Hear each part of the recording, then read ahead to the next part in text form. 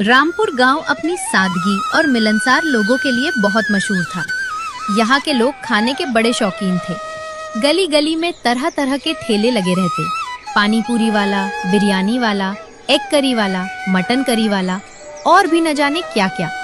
शाम होते ही पूरा गांव खाने की खुशबू से महक उठता। इसी गांव में रहती थी एक बुजुर्ग अम्मा।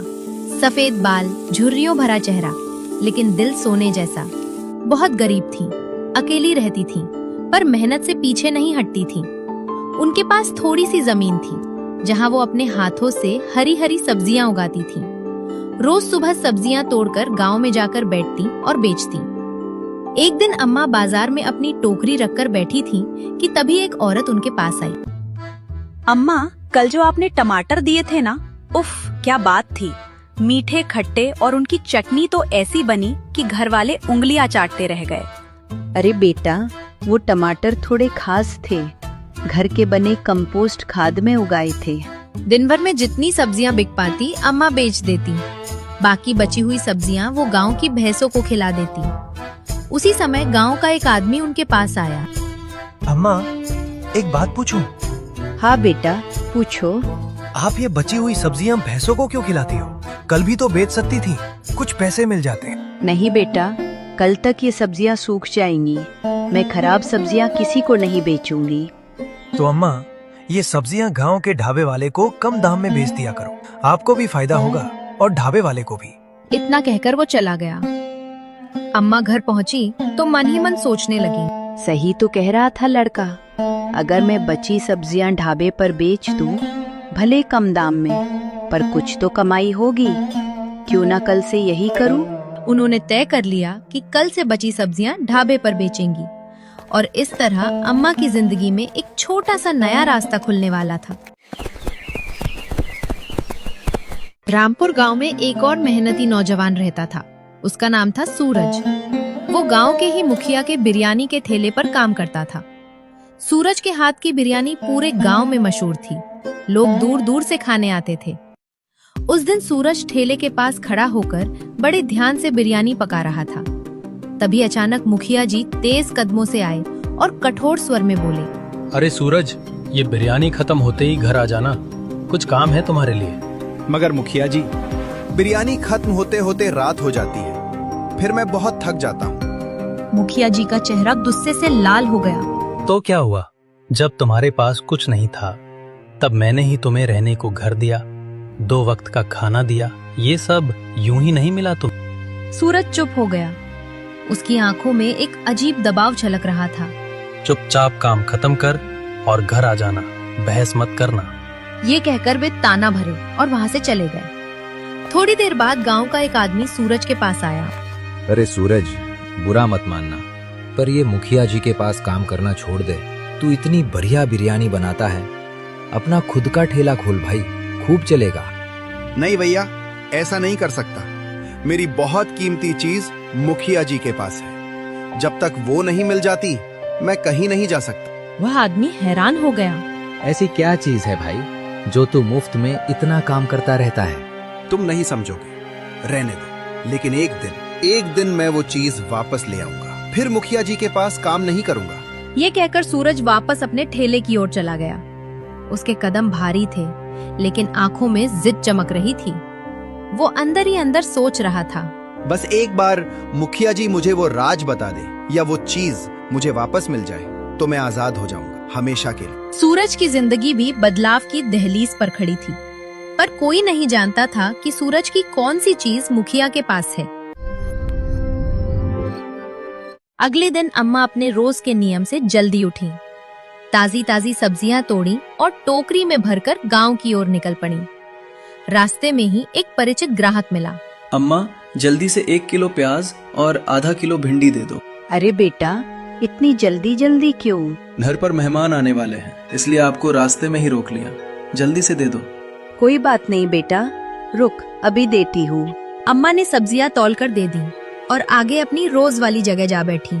अम्मा, आज भी वही टमाटर देना, मैं 2 किलो ले जाऊंगी। दे दूंगी बेटा, जितने चाहे ले जाओ। औरत सब्जियां लेकर चली गई। उस दिन अम्मा की अच्छी बिक्री हो गई, लेकिन हमेशा की तरह कुछ सब्जियां बच ही गईं।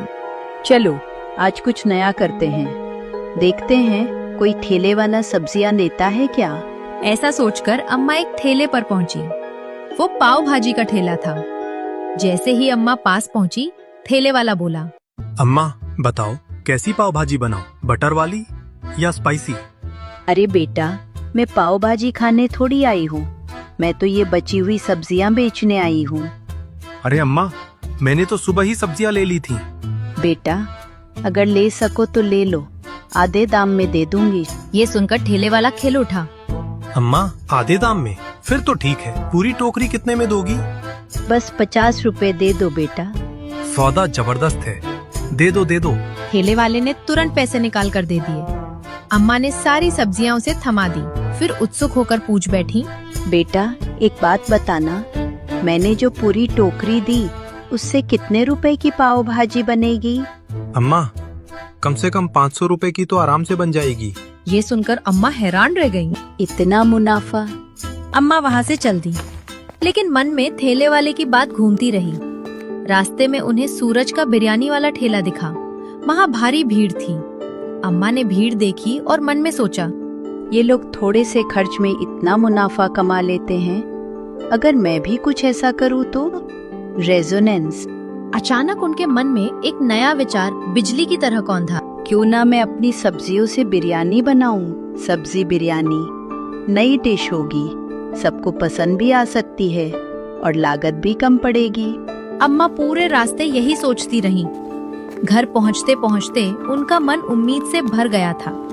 एक बुजुर्ग महिला, एक नई सोच और एक नई शुरुआत की खुशबू हवा में तैर रही थी। अगली सुबह सूरज अपने मन में कई सवाल लिए मुखिया जी के घर पहुंचा। मुखिया जी, मुझे आपसे एक जरूरी बात करनी है। मुखिया ने उसे सिर से पैर तक देखा। हाँ हाँ सूरज बोलो, क्या हुआ? सूरज की आवाज भारी हो गई। मुखिया जी, अब मैं बड़ा हो चुका हूँ, आपके सारे काम करता हूँ, आपकी हर बात मानता हूँ। अब तो मुझे वो बात बता दीजिए, मेरी माँ कौन है? आपने बचपन से वादा किया है। मुखिया ने थोड़ी देर चुप रहकर कहा, अरे सूरज बेटा, वादा किया है तो निभाऊंगा भी, लेकिन अभी थोड़ा वक्त चाहिए।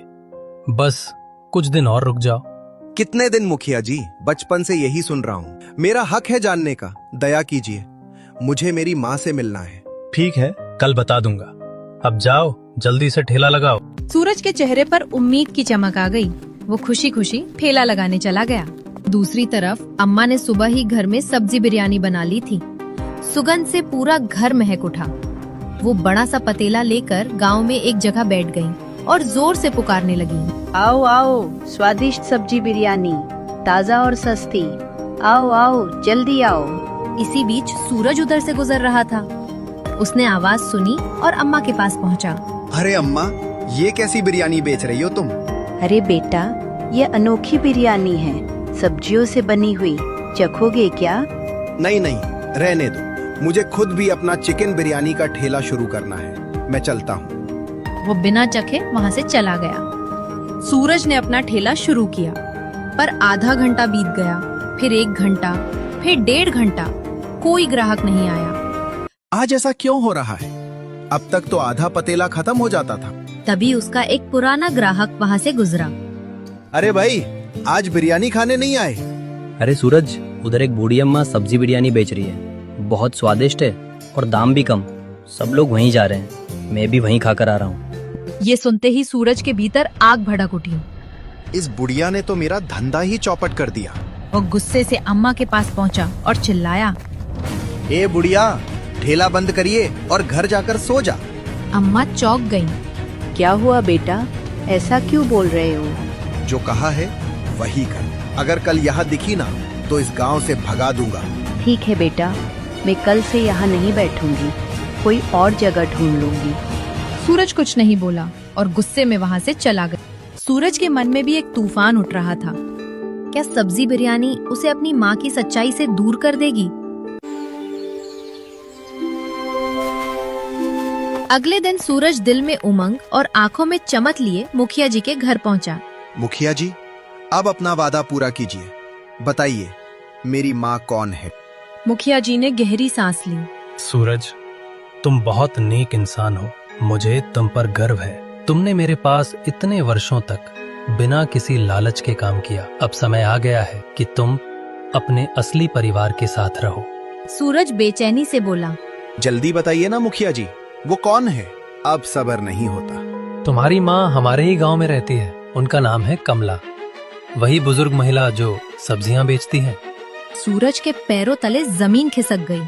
कमला अम्मा, मैंने कल ही तो उनसे बदतमीजी की थी। उसकी आंखों में आंसू भर आए। धन्यवाद मुखिया जी, आपका बहुत बहुत शुक्रिया। कहते हुए वो दौड़ पड़ा। वो अम्मा के घर पहुंचा, लेकिन दरवाजा बंद था। उसे लगा माँ बिरयानी बेचने गई होगी। वो उनके ठिकाने पर भागा, पर वहाँ भी नहीं मिली। बेचैनी बढ़ रही थी। तभी एक औरत सब्जी लिए जा रही थी। बहन, ये सब्जियां किससे ली? ये तो मैं कमला अम्मा से खरीद कर लाई हूँ। सूरज बिजली की तरह दौड़ पड़ा। उसने देखा अम्मा अपनी टोकरी के साथ बैठी थीं। माँ, अम्मा चौंक गई। क्या कहा बेटा? क्या कहा तुमने? माँ, मुझे माफ कर दो। मैं तुम्हारा ही बेटा हूँ, तुम्हारा चिंटू। अम्मा की आंखों से आंसू झरने लगे। सच? तू ही मेरा चिंटू है? मुझे लगा था वो खो गया। सूरज ने सब कुछ बता दिया। कैसे मुखिया ने उसे पाला, कैसे वो रोज माँ से मिलता था पर पहचान नहीं पाया। बेटा, भगवान ने तुझे आखिर लौटा दिया। माँ, आज से हम दोनों साथ रहेंगे और कल से हम दोनों मिलकर सब्जी बिरयानी बेचेंगे। तुम बनाओगी, मैं ठेला चलाऊंगा। अरे वाह, मेरा बेटा अब सब्जी बिरयानी बेचेगा। माँ, सब्जी बिरयानी ने ही तो मुझे तुमसे मिलवाया है। उस दिन के बाद गांव में एक नया ठेला लगा। कमला अम्मा और उनके बेटे सूरज की सब्जी बिरयानी, प्यार का असली स्वाद।